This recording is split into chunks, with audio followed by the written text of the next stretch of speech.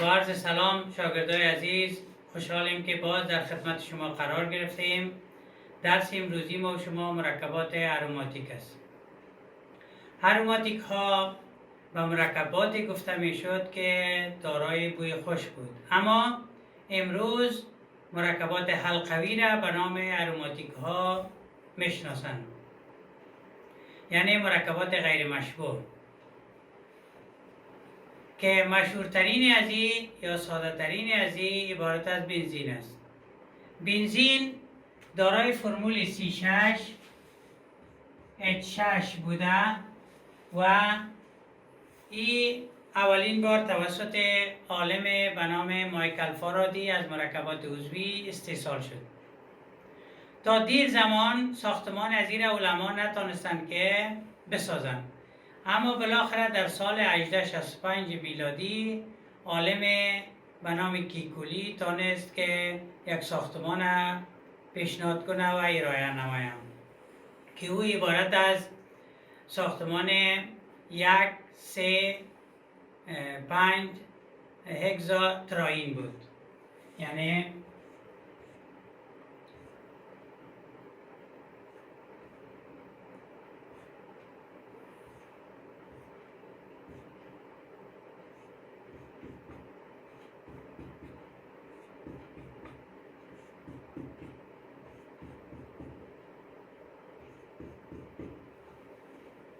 که در این ساختمان 3 رابطه دوگانه یا جفته وجود دارد و ایره کیکولی گفت که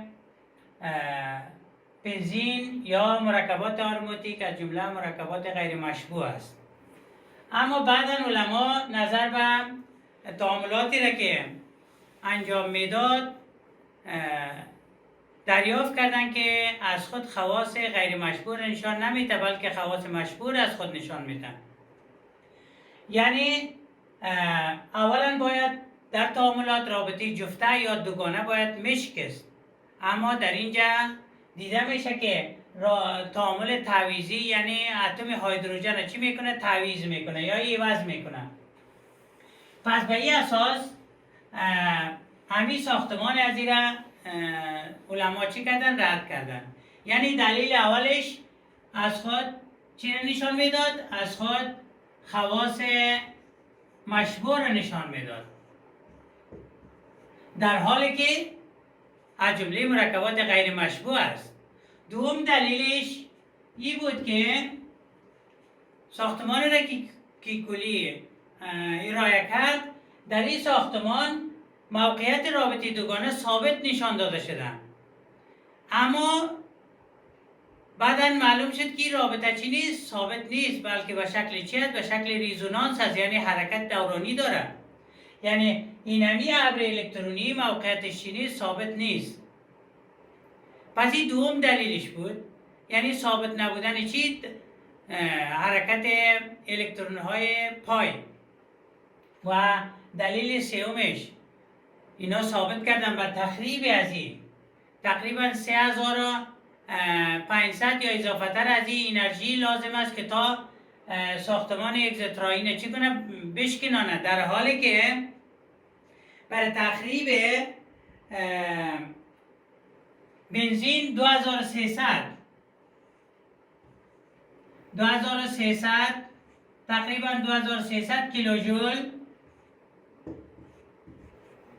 مول انرژی چیز لازم است. پس این دوم دلیلش بود که مرکبات اگزوتراین یا مرکب اگزوتراین یعنی مقدار زیادی انرژی را چی میکرد؟ بر تخریب خود مصرف میکرد، اما بر تخریب مولکول بنزین 2305 یعنی تقریبا 2305 کیلوجول فی مول انرژی لازم است. پس به این اساس ساختمانی را که کیکولی پیشنهاد کرده بود، یعنی تمام جوابگوی تمام مشخصات بنزین شدن نمیتونن. خب شاگردای عزیز، در خواص کیمیایی گفتیم که بنزین که دارای رابطه دوگانه است یا از جمله مرکبات غیر مشبوع است، اما از خود خواص مشبوع را نشان میده، یعنی هم تعاملات جمعی بسیار کم و تعاملات تعویضی را چی میکنه؟ انجام میده.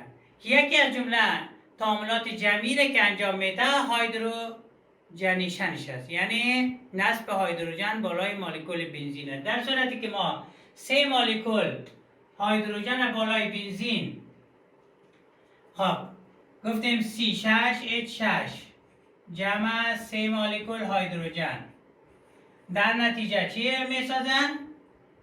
C6H12. یعنی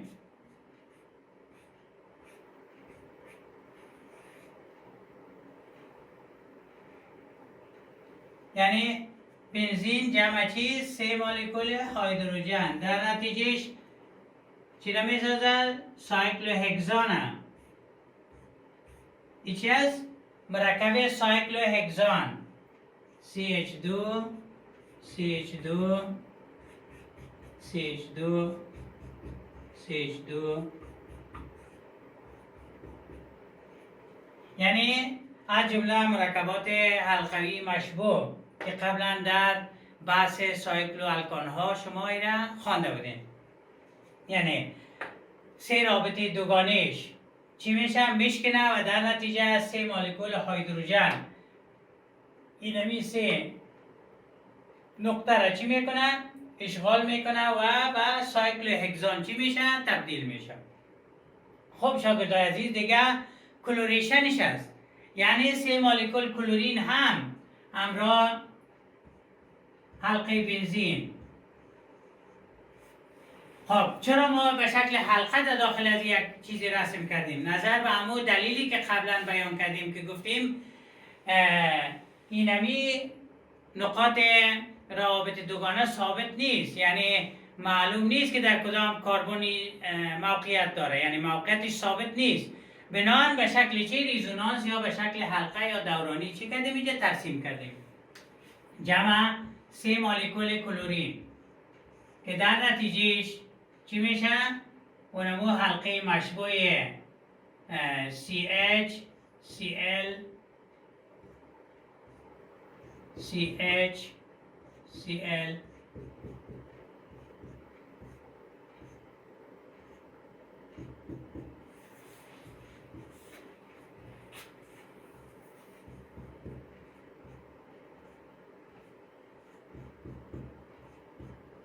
به این شکل، یعنی هگزا کلورو هگزان چی میکنن؟ تشکیل میدن. هگزا کلورو هگزان یعنی مرکب که 6 کلور به 6 کربن چی میشه؟ وصل میشه. و دیگه مرکبات تعاملات تعویضیش است که توسط کرفت و فریدل و کرفت چی شد؟ بیان شد. فریدل و کرفت دو عالم بود که در مورد تعاملات تعویضیش کار خود انجام دادن که یکی از دو جمله تعاملات تعویضیش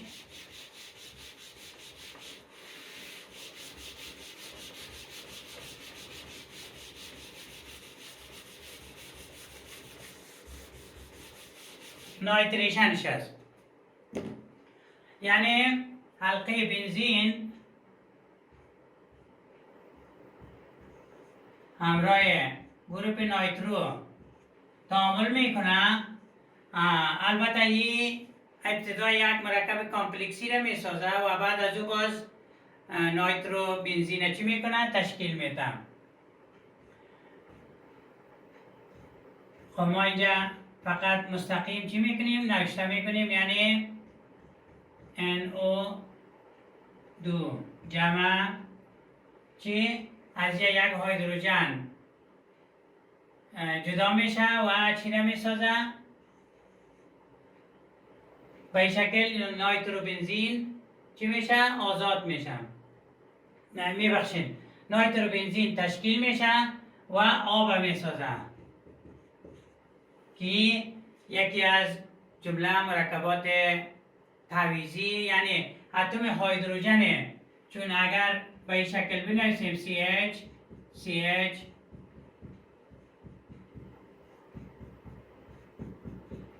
به این شکل است. پس یک اتم هیدروژن چی میشه؟ توسط یک گروپ نایترو گرفته و جایش اشغال میکنه و هیدروژنش چی؟ توسط گروپ OH آب چی میکنه؟ میسازم. خب دیگه تعامل بعدیش، خب شاگردای عزیز،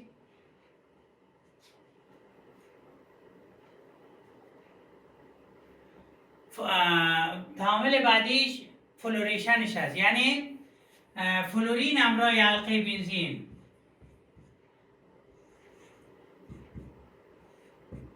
چی میکنه؟ تعامل میکنه، در نتیجه یا ابتدا گفتیم یک مرکب کامپلکسی رو میسازه و بعد از او فلورو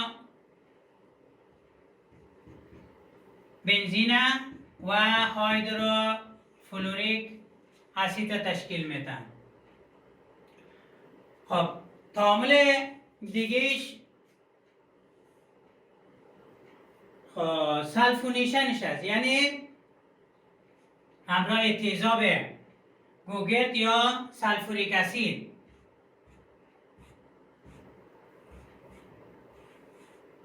همراه تیزاب گوگرد. اگر تیزاب گوگرد نوشته کنیم که HOSO3H، پس یک اتم هیدروژن از این همراه گروپ OH چی میشه؟ یک جا شده آب میسازه و اینی گروپ سلفو میایه و حلقه چی میشه؟ نصب میشه. یعنی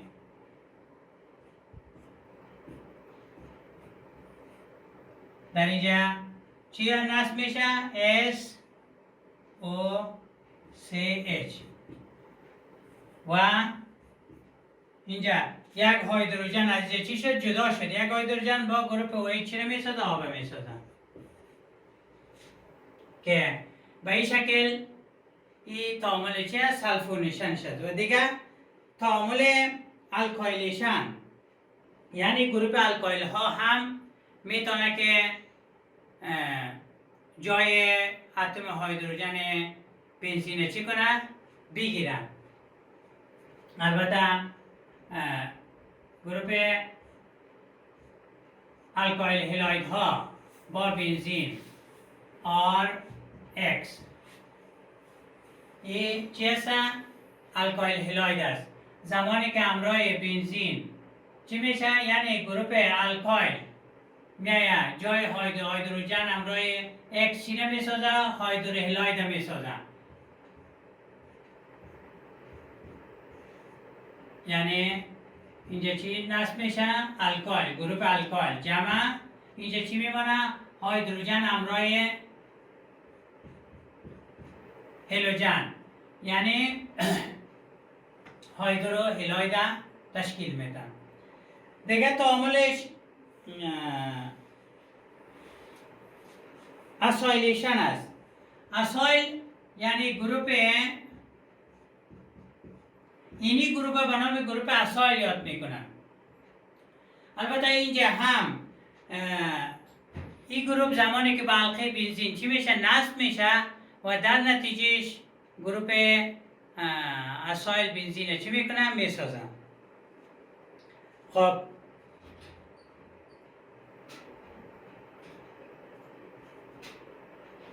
حلقه بنزین RCX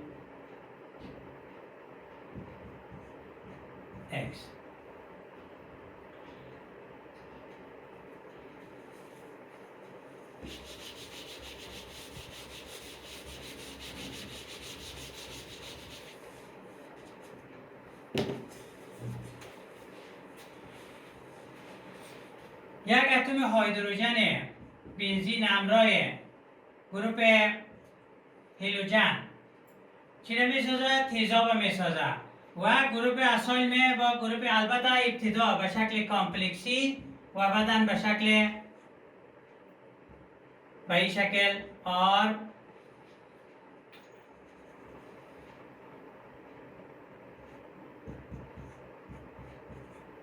جمع HX یعنی هایدرو اسایل بنزین و هایدرو هلاید چی شد؟ تشکیل شد. خب این بود تعاملات تعویضی بنزین. خب شاگردای عزیز دیگر نامگذاریش هست. البته همونطور که میدانین بنزین از جمله مرکبات غیر مشبوط یعنی رابطه دوگانه داره، پس به اساس مرکبات غیر مشبوط در آخر فقط در پسوند نامشان ای را چی میکنیم؟ علاوه میکنیم و به همین اساس نامگذاری میشه و دیگه نامگذاری مروجه یا معمولی است که او به اساس اونمو منبعی که از او حاصل شده به همین شکل چی میشه؟ نامگذاری صورت میگیره. به طور مثال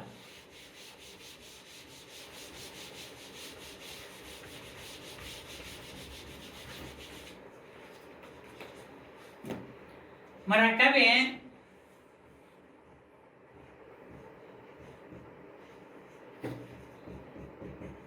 را به نام چی یاد میکنه؟ به نام معمولی از این تالوین است یا تولوین است.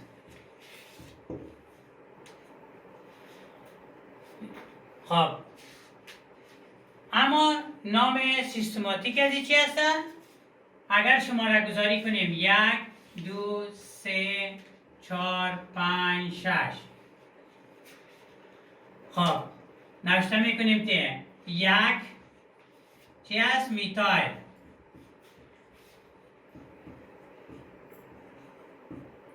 و بنزین.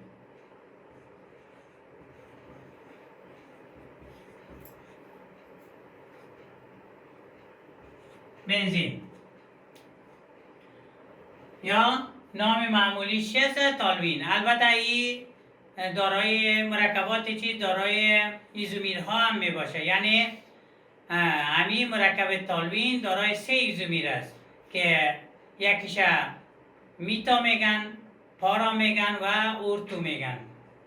یعنی زمانی که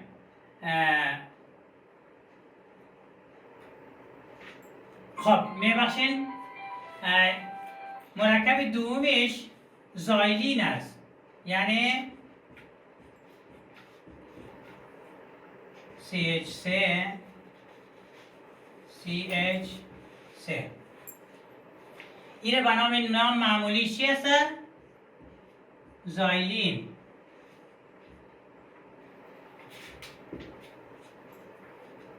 نام معمولی از این زایلین است. اما نام سیستماتیک یا آیپاک از این چون 2 گروپ میتایل است، یعنی بازم شماره گذاری میکنیم 1 2 3 4 5 6. 1 2 1 2 چی میگیم؟ دای میتایل، یعنی 2 دانه است. کلمه دای میتایل. بعد از او چی؟ بنزین.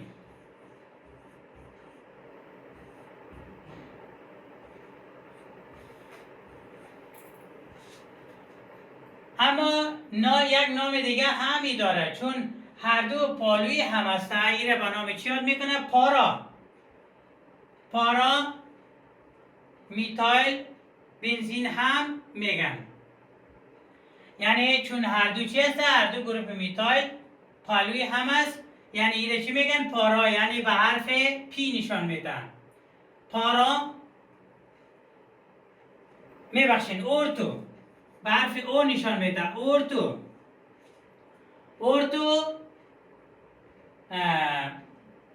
میتایل بنزین. اورتو میتایل بنزین یا 1 2 دای میتایل بنزین. خب اگر مرکب بعدیش رو بگیریم.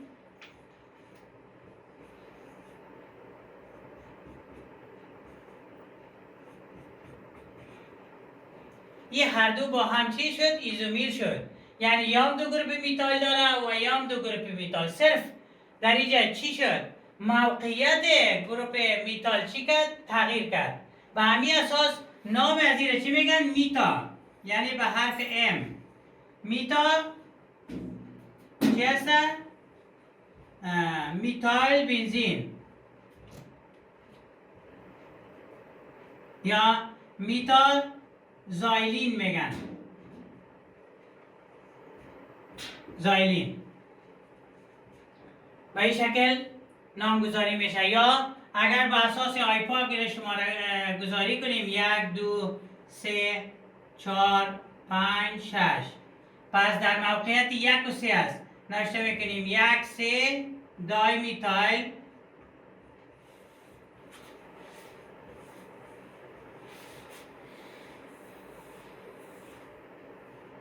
میتایل چی شد؟ بنزین.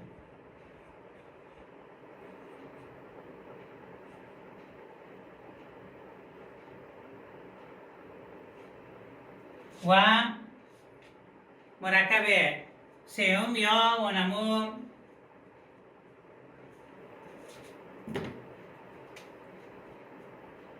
ایزومیر سومی چی هست؟ پارا است. یعنی در موقعیت چی؟ در موقعیت 1 و 4.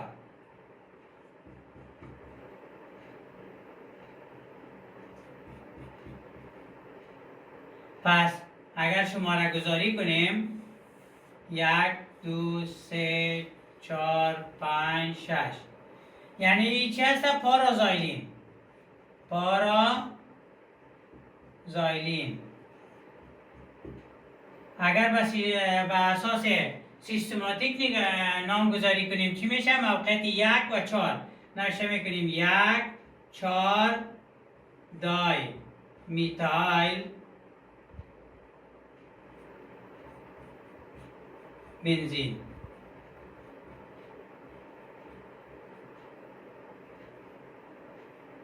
به این شکل یعنی این عرصه چی هست؟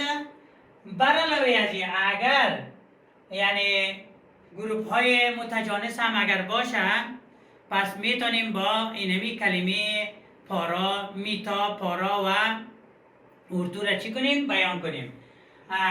همچنان موقعیتشان مثال اینجا 1 و 2 است میشه 2 و 3 باشن بازم موقعیت چی است؟ موقعیت اردو است. یا اینجا موقعیت 1 و 3 است نه؟ در اینجا 2 و 4 می باشه بازم چی میشه؟ اونمو موقعیت حالت ایزومیر چی را داره؟ ایزومیر میتا را داره.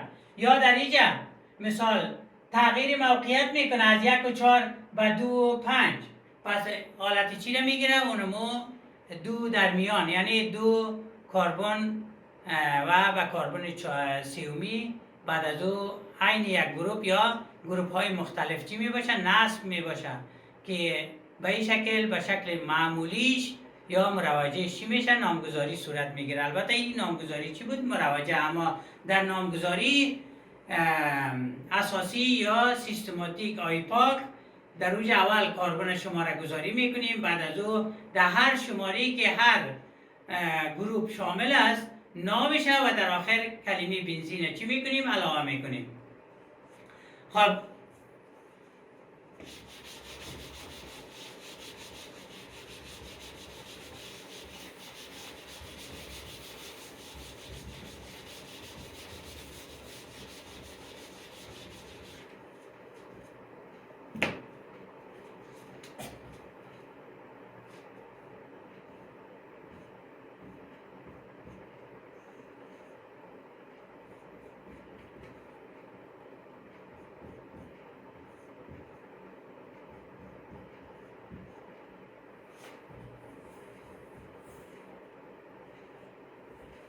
خب شاگرد عزیز ببینید این هم یک مرکب است که حلقه با گروپ سه‌اشتری پیشتر تالوین گفته بودیم یا اما در این حلقه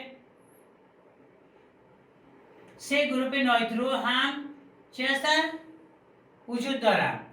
پس ترای نایترو چی هستن؟ تالوین گفته میشه. ترای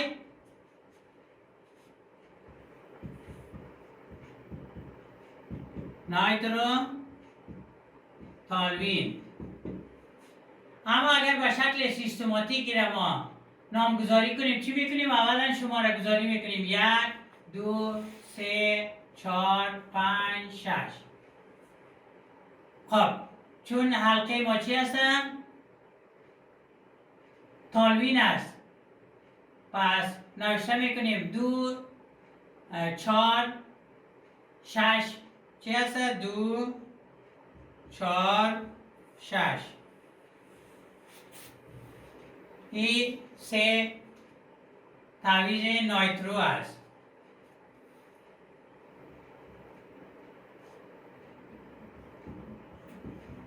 نایترو. خب ترای نایترو 3 باید میگفتیم کلمه ترای برش اضافه میکنیم. ترای نایترو چی شد؟ تالوین.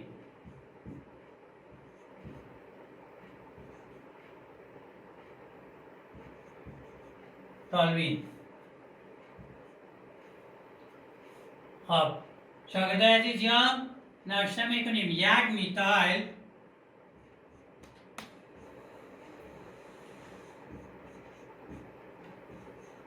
میتایل 2 4 6 2 4 6 چه هست؟ ترای نایترو.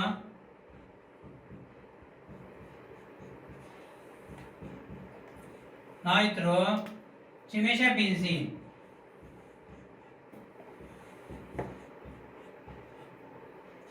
که اینی مرکب به نام TNT هم یاد میکنن. TNT که یک ماده چی هستن؟ انفجاری هستن. یا مرکب دیگهش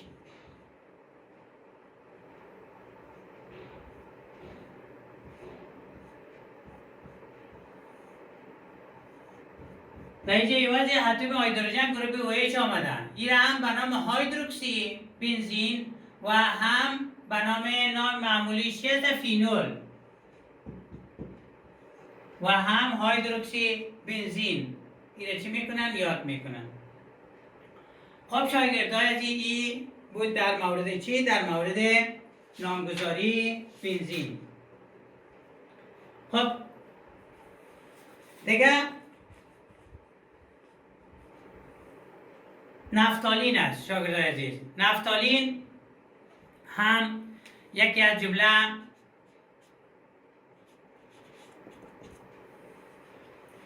جمله مرکبات اروماتیک به شمار میره که از 2 حلقه متراکم شده بنزین چی شده؟ تشکیل شده. یعنی 2 حلقه بنزین با هم یک جا متراکم گردیده و در نتیجهش که فرمول مولکولیش است نفتالین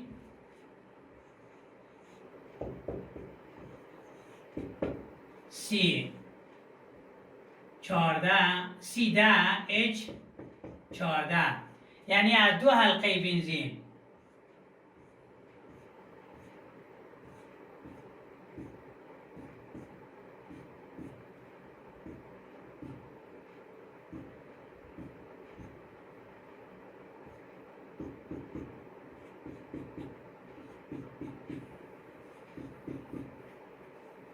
البته 2 کربن که در وسط قرار داره این با اتم هیدروژن چی نداره؟ رابطه نداره. یعنی 4 رابطه خود با کربن چی میکنه؟ برقرار میکنه.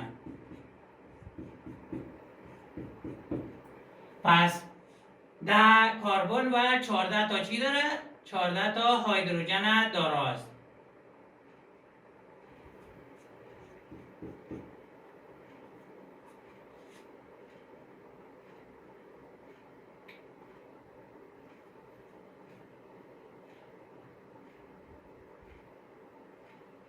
1 2 3 4 5 1 2 3 4 5.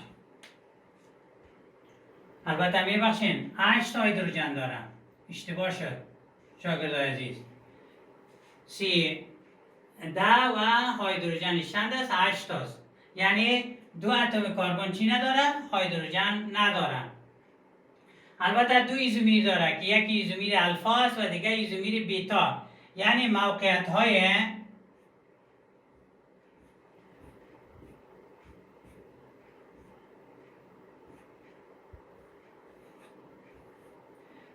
های 1 4 5 و 8 این به نام الفا یاد میشن. موقعیت های 1 4 5 و 8 این 4 موقعیت الفا و موقعیت های 2 3 5 2 3 6 و 7 این موقعیت چی گفته میشن؟ بیتا. 2 3 6 و 7 یعنی دارای 2 نوع ایزومیر است. یکی ایزومیر الفاش است و دیگه چی است؟ بیتا است. البته خواص کیمیاییش عیناً اونمو در تعاملات کیمیایی مانند بنزین تعاملات تعویضی و جمعی را چی میکنن؟ البته تعاملات جمعیشان بسیار کند است اما تعویضیشان زیاد است. خب شاگردای عزیز، نفتالین دارای بوی تند است و در حرارت پایین چی میکنه؟ تصاعد میکنه، یعنی به مایع تبدیل نمیشه، راستن به بخار یا گاز تبدیل میشن. به همین خاطر ایرا مینایس ادویه ضد کویه از پیش چی میکنه؟ استفاده میکنه و به شکل کریستال یافت میشه، یعنی دانه دار است و همچنان ایرا از قیر اولین بار از قیر زغال سنگ ایرا چه کردن؟ حاصل کردن. ای بود یا سمق زغال سنگ ایرا حاصل کردن. خب شاگردای عزیزی در مورد چی بود؟ در مورد نفتالین بود. چون وقت کم است انشالله در درس آینده باز موضوعات دیگه که برات از آنتراسین است باز رو چی میکنیم؟ میخوانیم. تشکر از توجهتان. السلام علیکم و رحمت الله.